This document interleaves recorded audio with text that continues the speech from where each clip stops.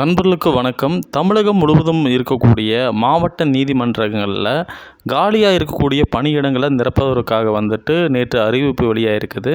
மொத்தமாக 2323 பணியிடங்கள் நிரப்பப்பட இருக்குது. இந்த பணியிடங்களை சென்னை உயர்நீதிமன்றத்துடைய ஆட்சேர்ப்பு பிரிவு நிரப்பிட்டு வர்றாங்க. இந்த பணியிடங்களில் சில குறிப்பிட்ட பணியிடங்களுக்கு எழுத்து தேர்வு உள்ளிட்ட அடிப்படையில் தேர்வு செய்யப்படுறாங்க. இதில் எந்தெந்த மாதிரியான பதவிகள் இருக்குது, எந்தெந்த இடங்களுக்கு எவ்வளவு காலி பணியிடங்கள் இருக்குது, அதற்கான தகுதிகள் என்ன அப்படிங்கிறத இந்த காணொளி முழுக்க பார்க்க போகிறோம். இந்த காணொளியை பார்க்குறதுக்கு முன்னாடி இதுவரைக்கும் நீங்கள் டிஎன் செய்தி குறிப்பு சேனலை சப்ஸ்கிரைப் பண்ணலைன்னா சப்ஸ்கிரைப் பண்ணிக்கங்க. இப்போ வாங்க காணொளிக்குள்ளே போகலாம்.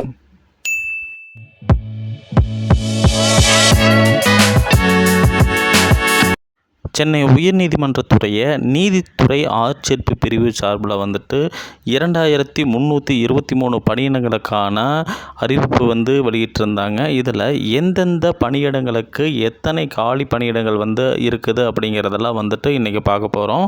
இதில் நகல் பரிசோதகர் அதாவது எக்ஸாமினருக்கு பார்த்திங்கன்னா 60 காலி பணியிடங்கள் இருக்குது.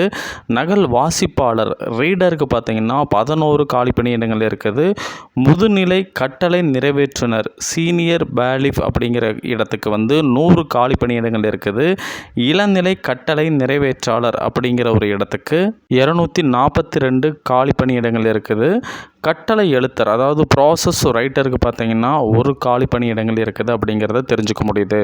அது மட்டும் இல்லாமல் ஒளிப்பட நகல் எடுப்பவர் அதாவது ஜெராக்ஸ் ஆப்ரேட்டருக்கு 53 காலி பணியிடங்கள், டிரைவருக்கு பார்த்திங்கன்னா 27 காலி பணியிடங்கள், நகல் பிரிவு உதவியாளர் காப்பியிஸ்ட் அட்டெண்டர் பார்த்திங்கன்னா 16 காலி பணியிடங்கள், ஆஃபீஸ் அசிஸ்டண்ட் அலுவலக உதவியாளருக்கு பார்த்திங்கன்னா 638 காலி பணியிடங்கள் இருக்குது. இந்த அலுவலக உதவியாளருக்கு தான் அதிகமான அளவில் காலி பணியிடங்கள் இருக்கிறத தெரிஞ்சுக்க முடியுது. தூய்மை பணியாளர்கள் 202 காலி பணியிடங்கள் இருக்குது. தோட்ட பணியாளர்கள் 12 காலி பணியிடங்கள், காவலர் அதாவது வாட்ச்மேன் மற்றும் நைட் வாட்ச்மேன் இரண்டுக்கும் சேர்ந்து 459 காலி பணியிடங்கள், இரவு காவலர் மற்றும் மசால்ஜிக்கு பார்த்திங்கன்னா 85 காலி பணியிடங்கள், காவலர் மற்றும் மசால்ஜிக்கு பார்த்திங்கன்னா 18 காலி பணியிடங்கள் இருக்குது அப்படின்னு சொன்னாங்க. ஓவராலாக பார்த்திங்கன்னா தூய்மை பணியாளர்கள், வாட்ச்மேன், மசால்ஜி இது எல்லாம் சேர்த்து 403 காலி பணியிடங்கள் இருக்குது. ஒட்டுமொத்தமாக 2323 காலி பணியிடங்கள் இந்த சமயத்தில் காலி பணியிடங்களாக இருக்குது அப்படிங்கிறத அறிவிச்சிருக்கிறாங்க.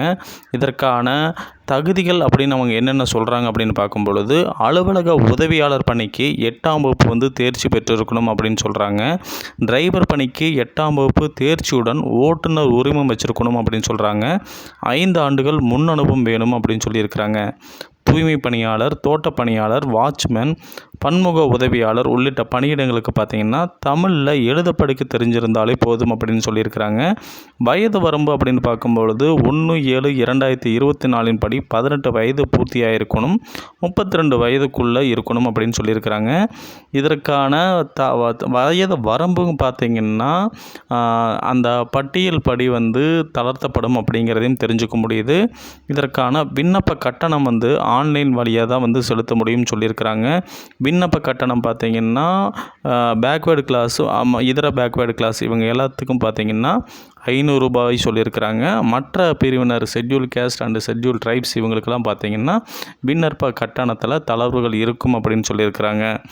ஆன்லைன் மூலம் இந்த விண்ணப்பங்களை நீங்கள் விண்ணப்பிக்கிறதுக்கு பார்த்திங்கன்னா 28/4/2024 முதல் 27/5/2024 வரைக்கும் விண்ணப்பிக்கலாம் அப்படின்னு சொல்லியிருக்கிறாங்க.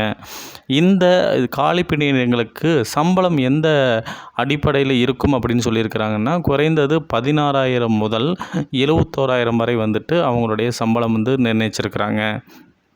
இந்த தேர்வு அறிவிப்பினை www.mhc.tn.government.in/recruitment/login அப்படிங்கிறத கிளிக் செஞ்சு நம்ம தெரிஞ்சுக்கலாம். இந்த பக்கத்தில் நம்ம போய் பார்க்கும் பொழுது இந்த காலி பணியிடங்களுக்கு நம்ம விண்ணப்பிக்கிறதுக்கான தகுதிகள் என்ன, எப்படியெல்லாம் விண்ணப்பிக்கலாம் அப்படிங்கிறத அதில் தெளிவாக கிட்டத்தட்ட ஒரு 50 பக்கங்களுக்கு மேலே அந்த விண்ணப்பங்களை எப்படி பூர்த்தி செய்யணும், அதற்கான தகுதிகள் என்ன அப்படிங்கிறதெல்லாம் கொடுத்துருக்குறாங்க.